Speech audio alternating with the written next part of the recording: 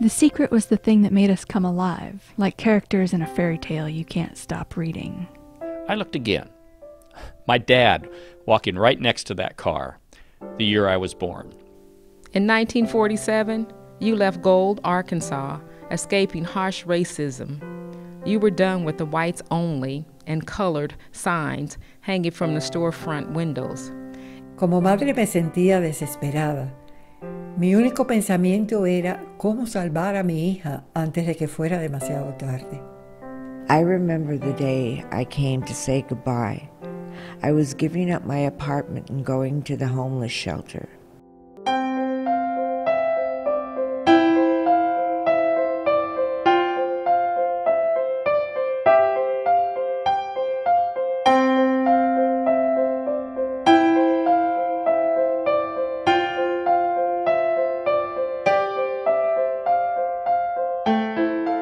There's been a fundamental change in the world, right? So we live in a digital age.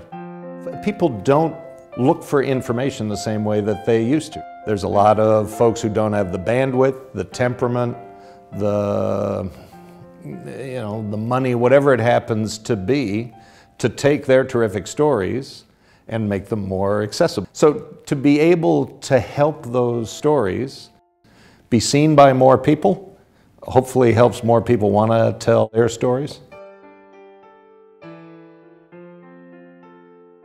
California Listens is a digital storytelling project to work with the California State Library and a group of libraries around the state. The ambition of the project is to create a collection of approximately 100 stories per year that, represents a sort of snapshot of California in the 21st century.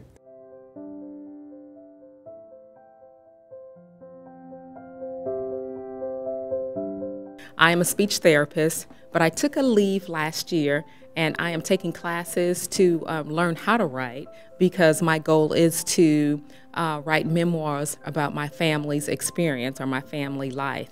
I trained in medical genetics, but I'm currently a full-time mom and enjoying that special time with my teenage son. I'm an artist, writer, also in graphic design, communications. I'm always interested in new genre storytelling.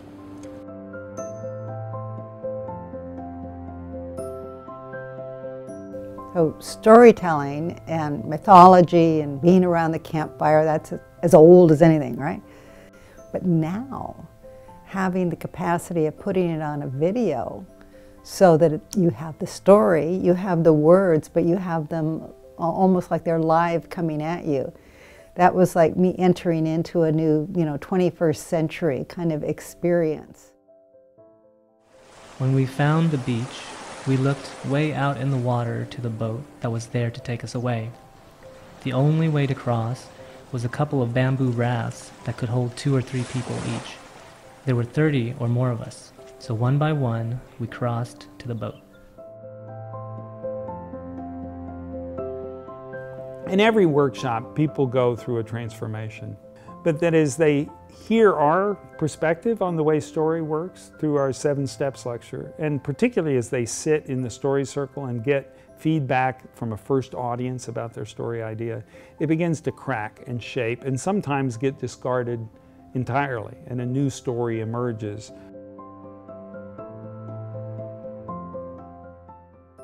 Colorblindness is not cool because you erase what makes me me. Like racial exclusion I've experienced there that I didn't experience in Southern California. We could move at any time. We're in a military family. And we built a little house. I carried my groceries on my back. The way she cared for that yard is the way she cared for us. The kind of discourse that needs to be talked about today. Panmunjom, the North Korean Panmunjom are in the news. And I grew up in a military family and visited Panmunjom between 1965 and 1967. And it was one of those moments in your life that you never forget. An actual physical line was drawn on the floor called the demarcation line. On either side, the opposing negotiators face each other across the conference table. Accusations and counter-accusations fly through the hostile air. After hours, it's unbelievably tense. At any moment, the ceasefire threatens to break out into a brutal, bloody, killing war, like the war raging thousands of miles away in Vietnam. And there's something about the way that you pull stories out of people that I notice. It's not just my experience, but with the few people that we met with, it's just like the stories come rising out, and they're not forced. And I think that's something I've never experienced.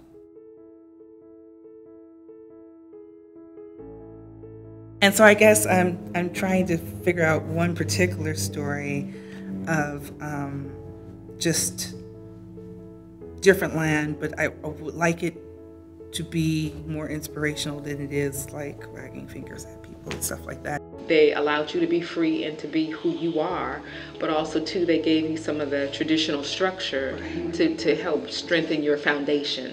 I don't know like how I would feel, like how did you feel when you were called a liar? I love the fact that you got your own style, you're doing your own thing, you're you. If you are not seeing somebody for who they are and recognizing their difference, then it's hard for you to get to that common ground that everybody loves to put on a pedestal.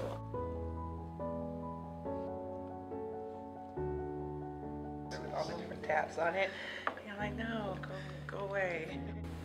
And then once you've kind of had that image in your head, then you'll begin to read. Making friends is an adventure, a dangerous adventure, but I like to live dangerously.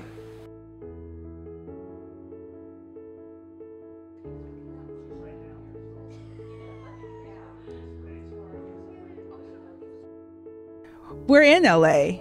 Nonchalantly, I reply, South Central Watts. And I am not ready for the, oh, wow, really? Well, that's interesting. I would have never thought. In the awkward but brief silence that follows, I'm left thinking, is that really a thing? Then I'm off, unpressed, to my next adventure.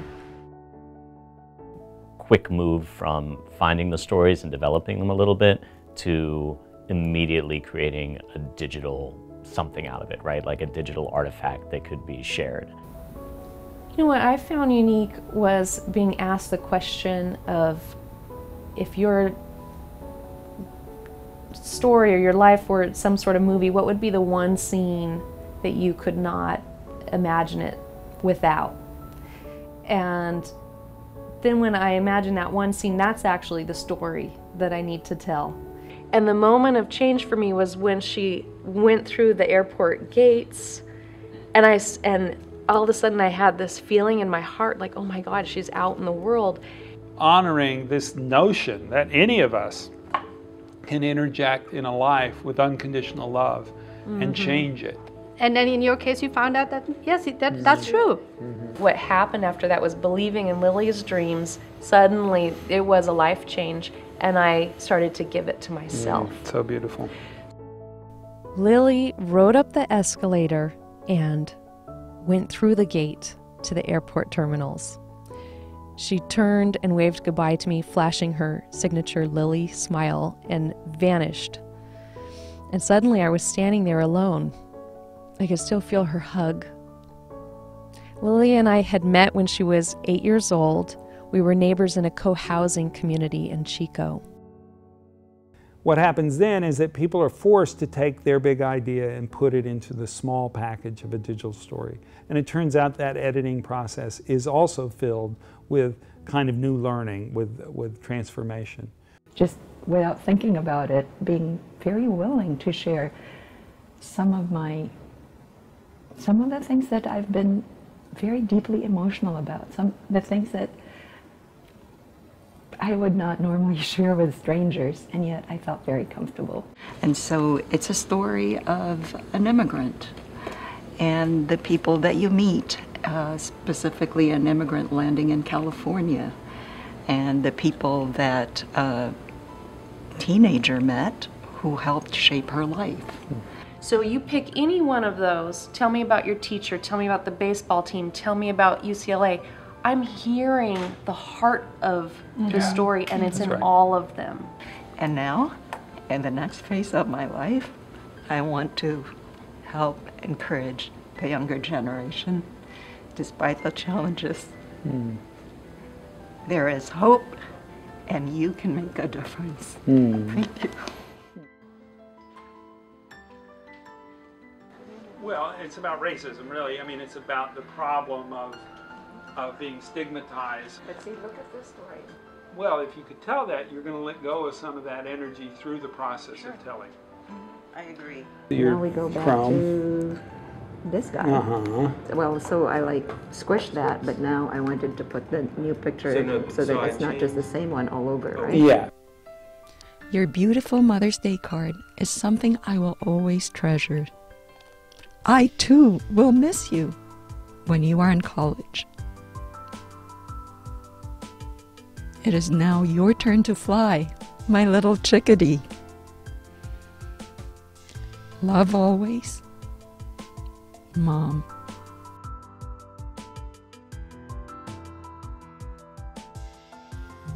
Exciting, provocative.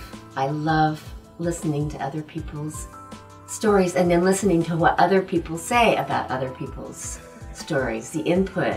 It's learning how to think in terms of writing and go for simplicity but still get your point across. And also the incredible pleasure of working on our stories together.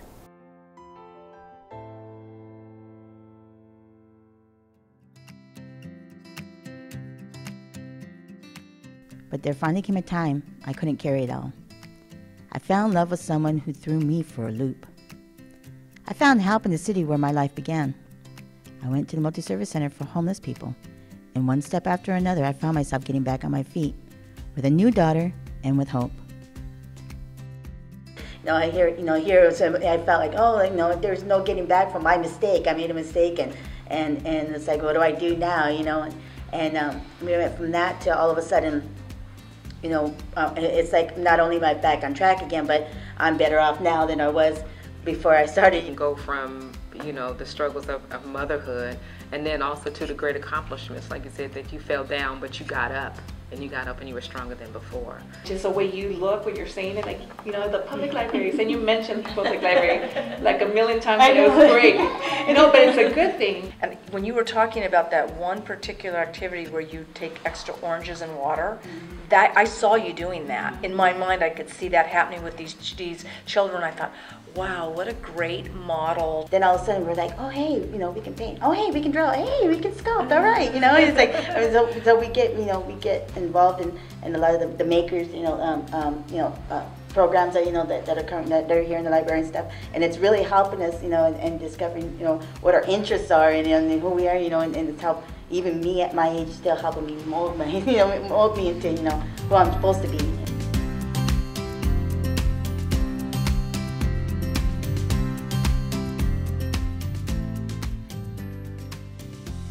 I was able to connect with each and every single one of you, and I thought that was really cool. And that helped me out. So I love this research. Show your movie. We find ways to go to events around Long Beach, and this helps her function better. And if she's happy, then our whole family is happy. Long Beach has so many ways to help people. I couldn't live anywhere else. Once upon a time, I got my ass kicked. Now I'm the one that's doing the kicking.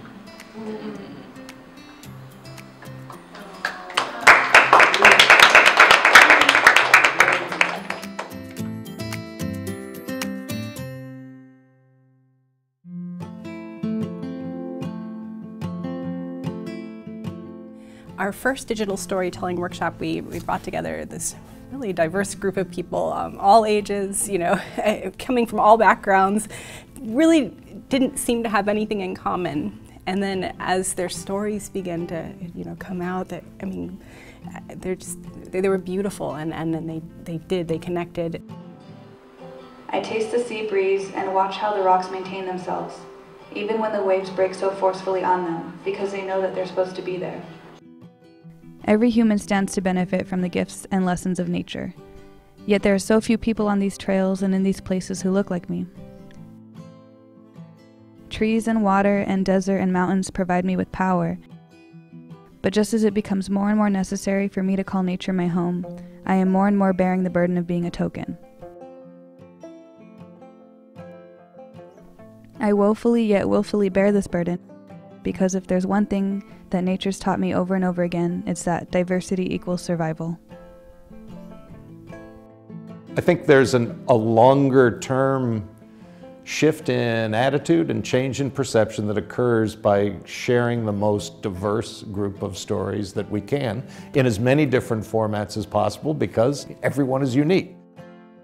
It's a feeding of the soul that I think is natural for all of us. Any of us that do media work, any of us that do, just helping professions, sitting, working with people, teachers or whoever, we know it's watching those moments of the person kind of discovering themselves that we go, we were witness to them discovering themselves. That's what I think it's all about, is being able to reveal who we are and what our thoughts are and what our emotions are, and capture our stories. And although that, that's true, you guys are definitely more savvy, you're also all very human, and that makes all the difference. When you get into a room and hear these just incredible stories from these strangers, it makes you look at the rest of the strangers with a little more curiosity and wondering, what stories would they be telling if they were in that room with you? It's like we both share a secret that's just for us. Les cuento esta historia para que no lo olvidemos. Teaching us to set goals, develop plans, and to persevere even when faced with adversities. Granny, thank you. But my mother's voice is still in my head, pointing out what was, asking our whole community to remember.